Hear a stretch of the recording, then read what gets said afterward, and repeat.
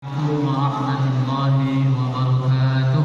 Waalaikumsalam warahmatullahi wabarakatuh. Jangan sampai semakin ke ujung semakin lemah semangat. Alhamdulillah. Alhamdulillahilladzi an'ama 'alaina bi ni'matil iman wal Islam. Amin. Amin. Asyhadu an la ilaha illallah wa asyhadu anna Muhammadan 'abduhu wa rasuluhu la nabiyya ba'dah. Jemaah salat tarawih dan witir yang dimuliakan Allah Subhanahu wa taala. Pada kesempatan ini nampaknya Kepala Pemerintahan Kecamatan Kota Tengah hadir bersama kita. Yang saya hormati Pak Camat. Mungkin juga ada staf-stafnya. Kemudian umumnya kepada kita semua, mudah-mudahan amalannya istiqamah ini bisa kita lanjutkan sampai berakhir bulan Ramadan, Insyaallah. yaitu bersemangat di dalam melaksanakan sholat tarawih dan witir, dan dilanjutkan nanti malam dini hari sholat tahajud berjamaah. Baiklah, pada malam hari ini kita akan mengupas sedikit tentang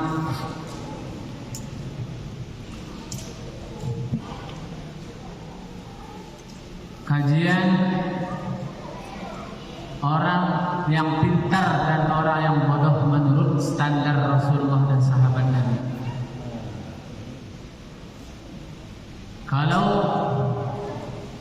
menurut pemahaman kita, orang yang pintar itu mungkin orang yang punya IQ 200. Kalau orangnya mungkin ditafsirkan atau ditujukan kepada Bapak Presiden kita yang ketiga, keempat, B.J. Habibie, yang bisa buat kapal pesawat terbang, IQ-nya lebih dari 200. Itu menurut kita, ya memang pintar. Tapi menurut Rasulullah dan sahabat belum. Nabi bersabda, al-kayyisu man dana nafsahu wa 'amila lima ba'dal maut. Orang yang cerdas, orang yang pintar itu adalah orang yang selalu menahan nafsunya.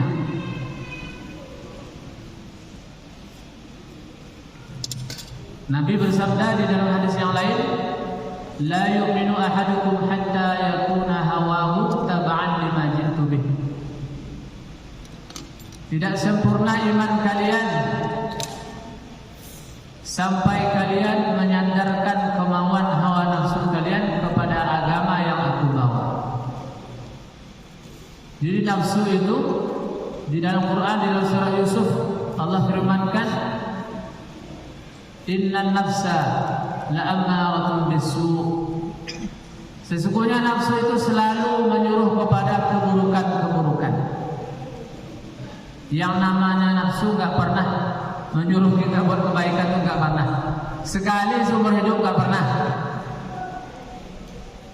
Dan itulah tantangan kita sebagai orang Islam.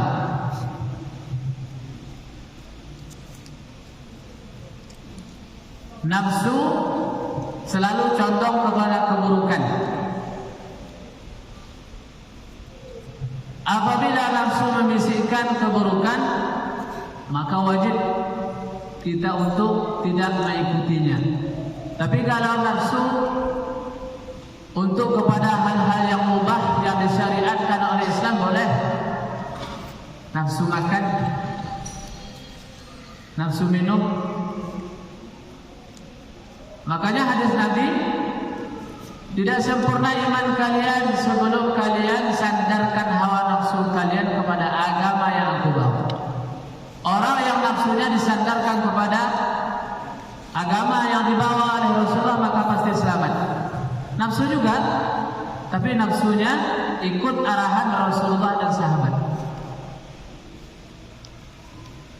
Jadi orang yang pintar itu bagaimana? Kata Nabi, man dana nafsahu, orang yang selalu menahan nafsunya. Jangankan perkara-perkara yang diharamkan Allah kepada yang mubah saja selalu dia tahan. Maka ini menyebabkan orang itu mulia di sisi Allah. Dahulu ada satu orang wali Allah berjumpa dengan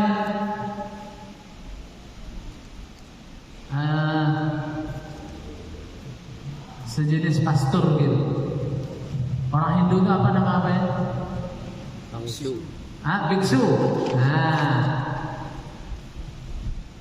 Agama yang tua itu termasuk adalah agama Hindu. Maka biksu ini punya kelebihan yang bisa terbang. Maka wali Allah tadi bertanya, wahai biksu, wahai Tuhan, kenapa engkau diberikan kelebihan seperti ini? Jadi yang bisa terbang itu bukan wali Allah saja, biksu pun bisa terbang. Maka dia jawab, saya selalu menahan nafsu saya. Apabila nafsu saya membisikkan ini, maka saya lawan. Maka dengan dia selalu melawan nafsunya, maka Allah berikan kemuliaan melalui menahan nafsu walaupun dia bukan dari Islam. Maka kesempatan wali Allah tadi mengajaknya kepada Islam. Wahai Syekh, kalau begitu masuklah kamu kepada Islam. Karena Islam adalah agama yang menyelamatkan manusia. Maka biksu tadi, karena dia satu orang pemimpin dari kalangan biksu, maka nafsunya mengatakan jangan. Maka apa kata biksu tadi? Asyhadu an la ilaha illallah wa asyhadu anna Muhammadar Rasulullah. Selamat ya. Kenapa? Karena tidak mendengarkan bisikan nafsunya. Nafsunya meronta tidak mau masuk Islam, tapi dia lawan, maka selamatlah dia. Maka orang yang pintar itu adalah selalu menahan nafsunya. Jangankan untuk perkara yang diharamkan Allah, untuk perkara yang mubah saja maka dia akan selamat. Makanya orang-orang wali-wali Allah dulu, untuk perkara yang mubah saja dia tahan, sehingga derajatnya di sisi Allah Subhanahu wa taala sangat mulia. Kemudian wa'amila lima ba'dal maut. Orang yang cerdas itu apa? Orang yang beramal persiapan untuk kematiannya. Itulah orang yang cerdas. Pertama dia tahan nafsunya, kemudian dia beramal untuk setelah kematiannya. Kemudian orang yang bodoh bagaimana pula? Kata Nabi, wal ajizu, orang yang bodoh itu adalah man atba'a nafsahu wa hawahu, orang yang selalu mengikuti bisikan nafsu dan hawanya, hawa nafsunya. Apa kata hawa nafsunya? Maka dia selalu ikuti. Wa tamanna 'ala Allah, dan dia selalu berangan-angan kepada Allah. Allah itu Maha Ampun, Allah itu Maha Pemaaf. Gak apa-apa, saya bermaksiat dulu. Tetapi dia selalu berangan-angan seperti itu di dalam kemaksiatannya.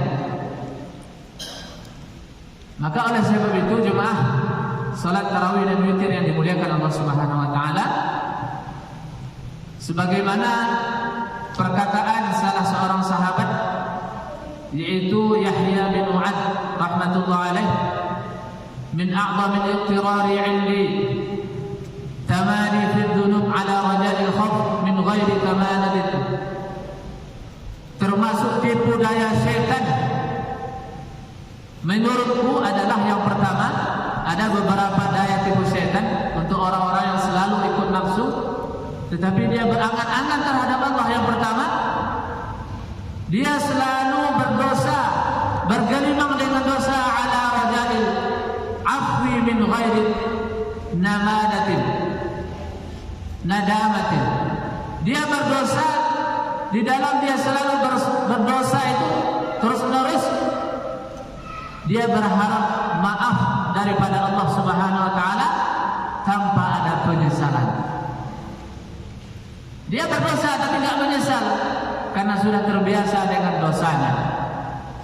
Itu tipu daya setan yang pertama. Yang kedua adalah tawaqqu'ul qurbi min Allah taala bi ghairi ta'ah. Dia merasa dirinya dekat kepada Allah tanpa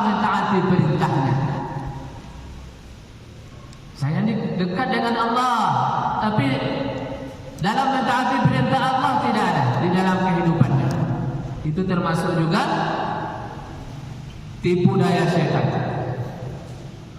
Yang ketiga, wantidaru zar'il jannah bi badrin nar. Dia mengharapkan kebun-kebun surga, tanaman-taman surga, tetapi dengan menyebar benih-benih neraka. Dia selalu mengharapkan di surga begini, nanti begini, itu tempat saya. Tetapi yang dia lakukan di dunia ini adalah benih-benih neraka. Apa itu benih-benih neraka? Bermaksiat kepada Allah Subhanahu wa ta'ala.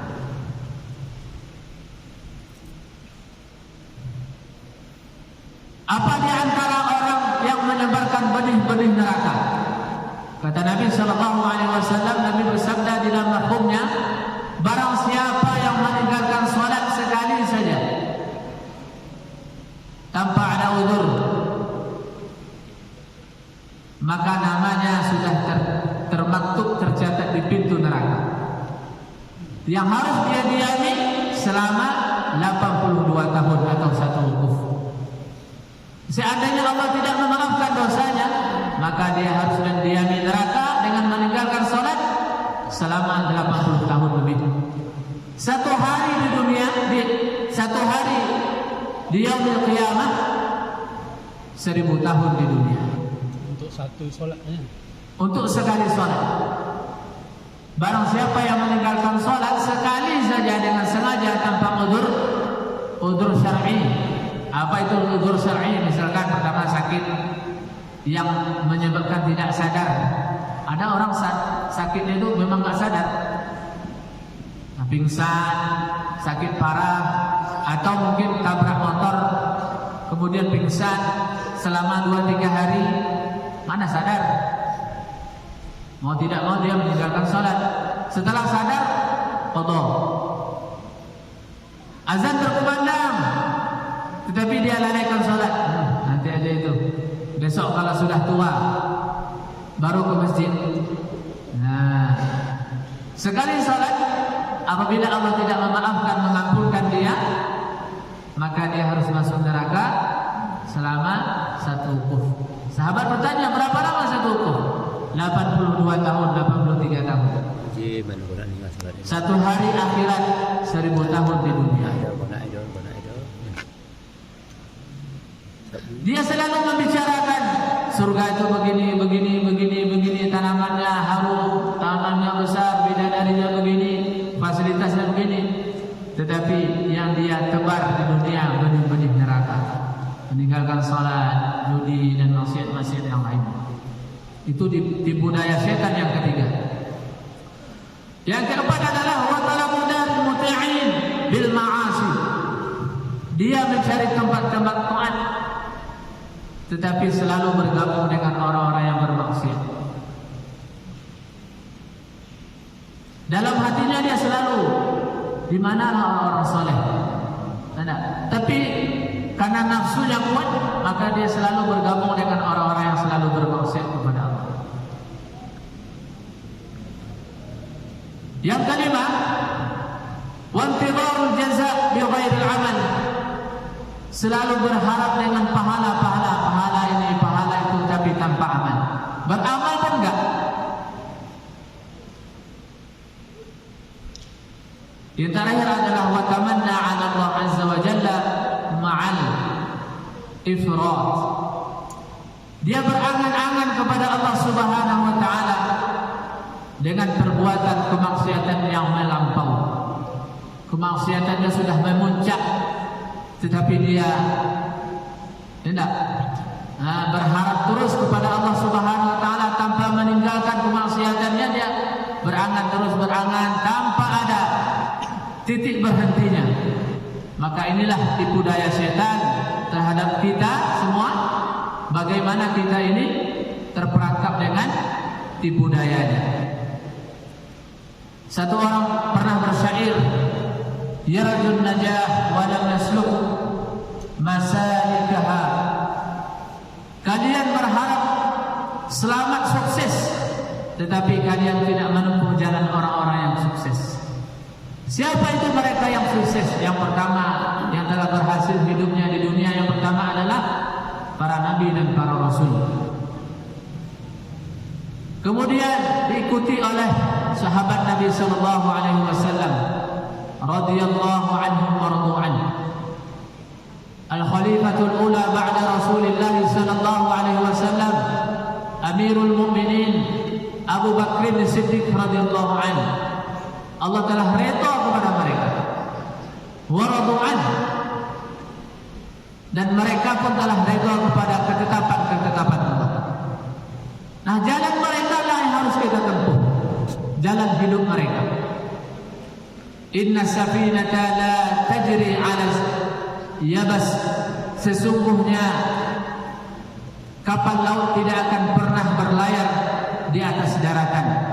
Maksudnya, kita selalu mengharapkan sukses di akhirat nanti, tetapi jalan yang kita tempuh bukan jalan orang-orang yang sukses.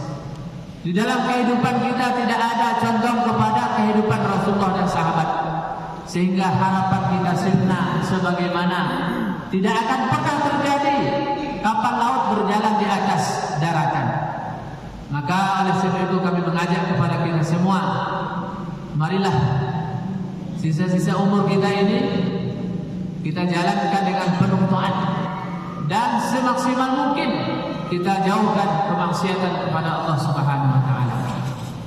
Kemudian melalui sabda Nabi, di manakah posisi kita? Apakah kita termasuk golongan orang yang cerdas atau orang yang bodoh? Tergantung kita. Mudah-mudahan majelis kita ini diterima oleh Allah Subhanahu wa taala. Yang baik semata-mata datang dari Allah Subhanahu wa taala. Wabillahi taufiq wal hidayah. Wassalamualaikum warahmatullahi wabarakatuh. Waalaikumsalam warahmatullahi wabarakatuh.